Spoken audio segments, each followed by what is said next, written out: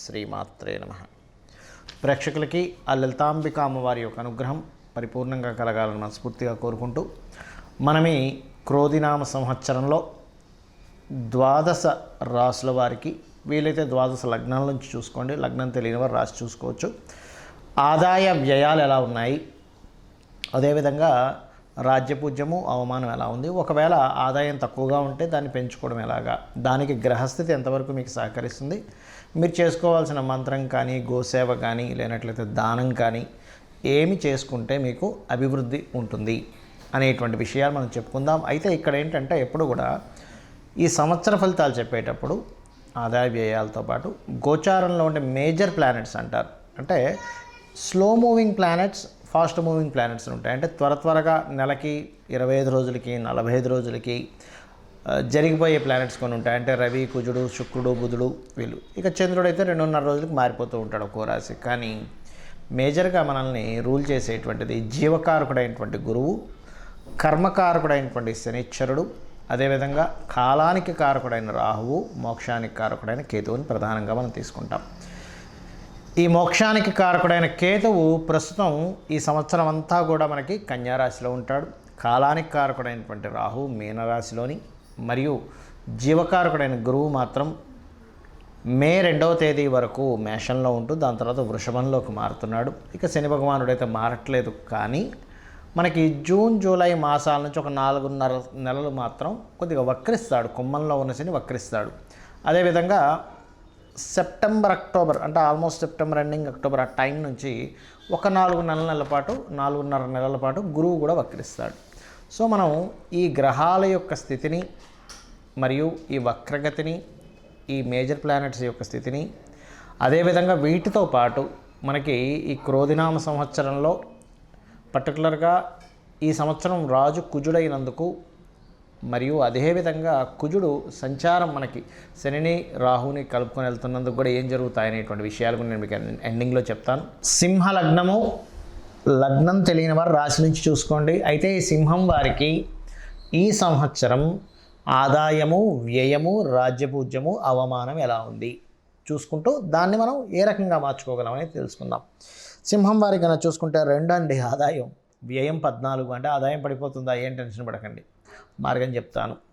మీ జన్మజాతకంలో కూడా బాగా డౌన్ఫాల్ ఉంటే దానికి కూడా మన మార్గం ఉంటుంది, ఏం టెన్షన్ పడాల్సిన పని ఏమీ లేదు. మీ జన్మజాతకంలో ఇంకా ఆదాయం తగ్గే ఛాన్సే లేదు. ధనాధిపతి మహాదశలు నడుస్తుంది, అంటే ధనాన్ని ఇచ్చే మహాదశలు నడుస్తుంది. ధనాధిపతి మహాదశ నడుస్తే డబ్బులు రావాలని రూల్ లేదు. ధనాన్ని ఇచ్చే మహాదశ నడుస్తుంది అనుకోండి, మీరు ఈ 2-14 గురించి టెన్షన్ ఏం పడాల్సిన పని లేదు, గుర్తుపెట్టుకోండి. అయితే నేను మీకు ఇక్కడ ఆదాయం పెరిగే మార్గం ముందు చెప్పి దాని తర్వాత మిగతా అంశాల్లోకి వెళ్దాం. ఆదాయ స్థానం అంటే ధనస్థానం 2వ స్థానంలో ఉంటుంది. ఈ ధనస్థానంలో కేతు ఉన్నాడు. అందుకని మీరు ఏం చేయాలి, ఏ ట్రాన్సాక్షన్ జరిగినా మీరు గుర్తుపెట్టుకోండి, ₹1 చాక్లెట్ కొంటున్నాం ఏదైనా షాప్కి వెళ్ళి, లేదా ఎవరి దగ్గర నుంచైనా ఒక ₹10 వచ్చింది, లేదా ఒక వర్క్ చేసినందుకు డబ్బులు వచ్చాయి, తీసుకున్న ప్రతిసారి, ఇచ్చే ప్రతిసారి గణపతిని తలుచుకోండి.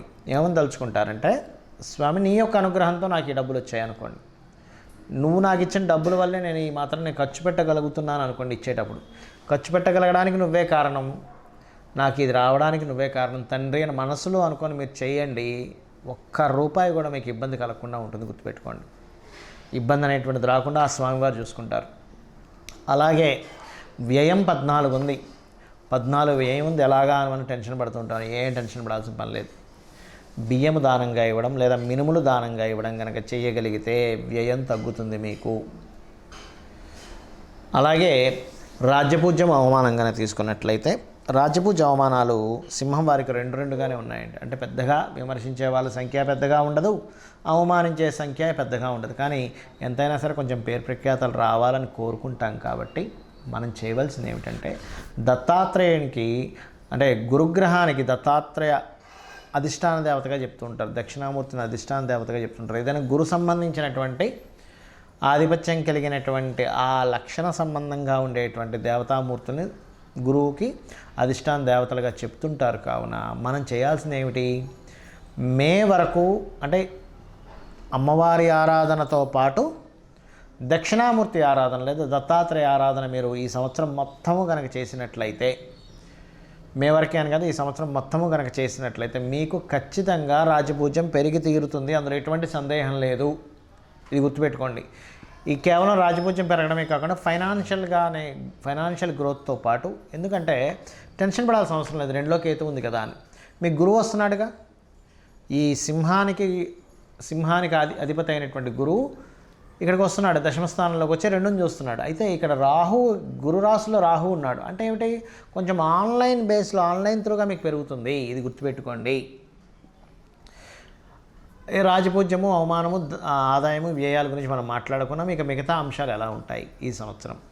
కాస్త సంవత్సరం ప్రారంభంలో అంటే ఇంకా క్రోధీనామ సంవత్సరం రాకముందే కొంచెం మీ యొక్క రాస్యాధిపతి, మీ యొక్క లగ్నాధిపతి అనుకోండి, రాస్యాధిపతి అనుకోండి, కొంచెం శనితోని రాహుతోని కనెక్ట్ అయి వెళ్తున్నాడు. దీనివల్ల ఏం జరుగుతుంది, కొంచెం మీకు ఈ యొక్క విషయాల్లో, ఏ విషయాల్లో అంటే క్లియర్గా అర్థం చేసుకోండి.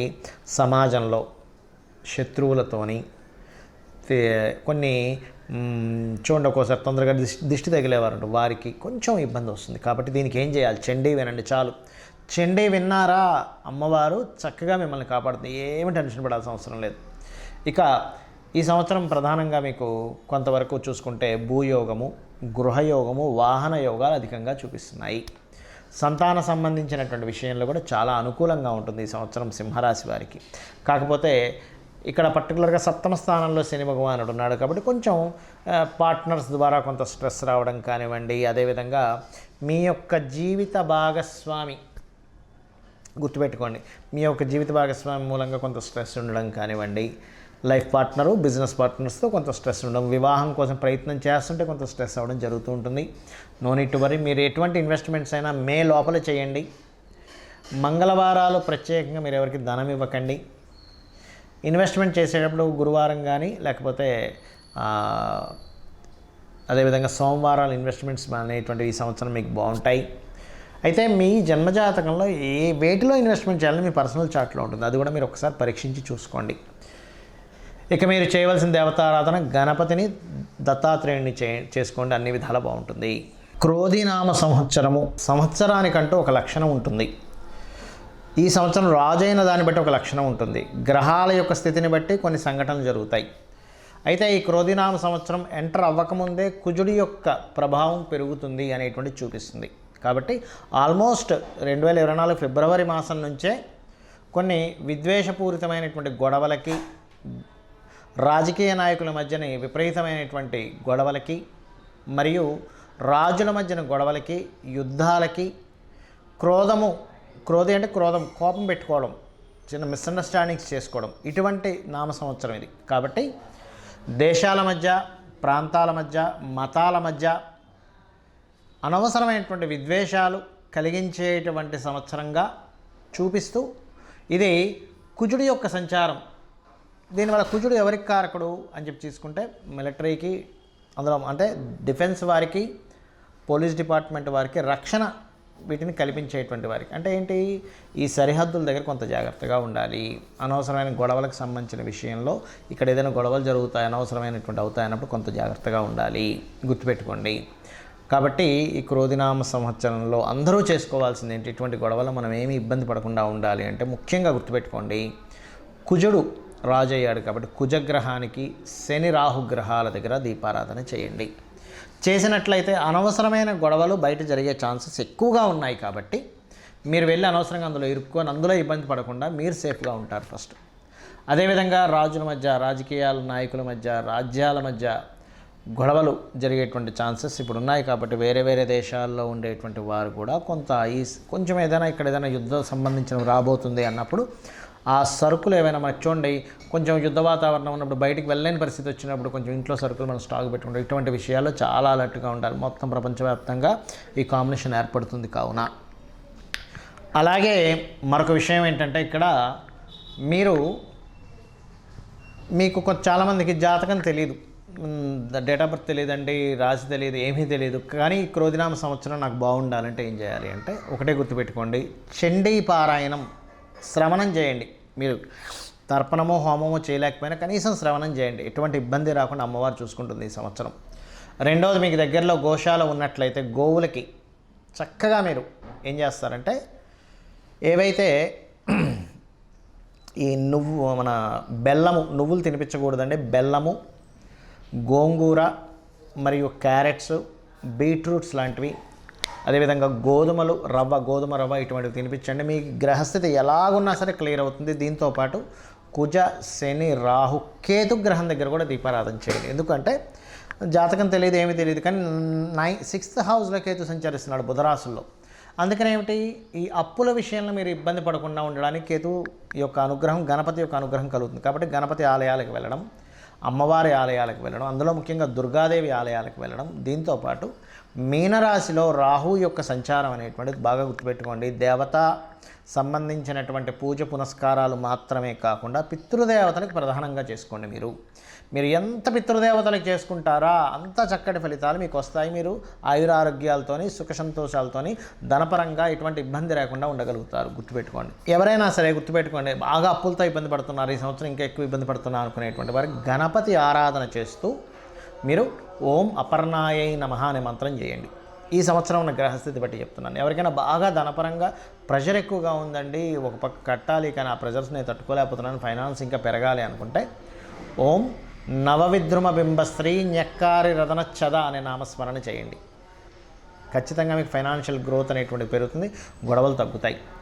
మరియు దీంతోపాటు మీరు ఒకటే గుర్తుపెట్టుకోండి, మనం ఇప్పటివరకు చెప్పుకున్నటువంటి ఆదాయ వ్యయాలు ఏవైతే ఉన్నాయో, రాజపూజ అవమానం ఏదైతే ఉందో, ఇది పంచాంగంలో జనరల్గా అందరికీ తీసుకునేటువంటిది. కానీ ఇలా కాకుండా మీ యొక్క పర్సనల్ చార్ట్, అంటే మీరు ఎప్పుడు పుట్టారు, ఏ సమయము, ఏ నెల, ఏ తారీఖుని, ఏ సంవత్సరంలో, ఏ ప్రాంతంలో పుట్టారనే దాన్ని తీసుకొని మీ జాతక చక్రం వేసుకొని మీ లగ్నం ఏమిటి, మీరు పుట్టినప్పుడున్న లగ్నం ఏమిటి, మీ నక్షత్రం ఏమిటి, మీ రాశి ఏమిటి, మీకు ఏ మహాదశ నడుస్తుంది, మీరు ఏ ప్రయత్నం చేస్తే మీరు చక్కగా యోగిస్తుంది, మీకు ఏ మార్గంలో మీకు ధనయోగాలు ఉన్నాయి, ఎవరి ద్వారా మీకు సహకారం ఉంది, ఏ దిశను మీరు నివసిస్తే బాగుంటుంది, అంటే తూర్పు, ఈస్ట్, వెస్ట్, నార్త్, సౌత్లో అన్నీ మంచివే, కానీ మీకేది పనికి వస్తుంది, మీ సంతాన అభివృద్ధి ఏమిటి, మీ ఉద్యోగ, వ్యాపార, ఇన్వెస్ట్మెంట్స్ రిలేటెడ్, విదేశాలకు వెళ్ళేటువంటివి అన్నీ కూడా మీ జన్మజాతకంలో ఉంటాయి. గుర్తుపెట్టుకోండి. ఏ సమయంలో వివాహం చేసుకుంటే మంచిది, ఏ సమయంలో చేసుకోకూడదు, ఇలాంటివి చాలా విషయాలు ఉంటాయి. మరి అయితే మీకు సందేహం కలగొచ్చేమండి, మరి ఈ క్రోధినామ సంవత్సరం అని ప్రతిసారి పంచాంగం ఎందుకు చదువుతామని. ఇదంతా బయట ఉండేటువంటి వాతావరణ విశేషాలు, పంట పొలాలకు సంబంధించిన విశేషాలు, బయట ఉండే గోచార విశేషాలు. ఇప్పుడు చూడండి, మనం చెప్పుకున్నాం, కాస్త యుద్ధ వాతావరణంగా ఉంది, గొడవలుగా ఉంది, అల్లర్లుగా ఉంది, మత విద్వేషాలు, అనవసరమైన విద్వేషాలు, గొడవలు రేగేటువంటి సమయం ఇది అన్నప్పుడు మనం ఏం చేస్తాం, మన పిల్లల్ని ఎక్కడికైనా పంపించేటువంటి విషయంలో, మనం ఎక్కడికైనా వెళ్ళేటువంటి విషయంలో అలర్ట్గా ఉంటాం. ఈ అలర్ట్నెస్ని చెప్పడానికి ఈ గోచార ఫలితాలు చెప్పుకుంటుంటాం. అంతేగాని మన జన్మజాతకం పనిచేయదని కాదు, మన జన్మజాతకమే ప్రధానంగా పనిచేస్తుంది. ఇక్కడ ఒకవేళ మన దాంట్లో ఉదాహరణకి ఆదాయం తక్కువగా ఉంది, చాలా తక్కువగా ఉంది, ఏం చాలా ఎక్కువగా ఉంది అని అన్నప్పుడు మీ జన్మజాతకంలో ధనయోగ దశలు నడుస్తున్నాయని కూడా 1% కూడా మీరు టెన్షన్ పడాల్సిన అవసరం లేదు. జస్ట్ ఆ రెమెడీస్ చేసుకుంటే క్లియర్ అవుతుంది. శ్రీమాత్రే నమః.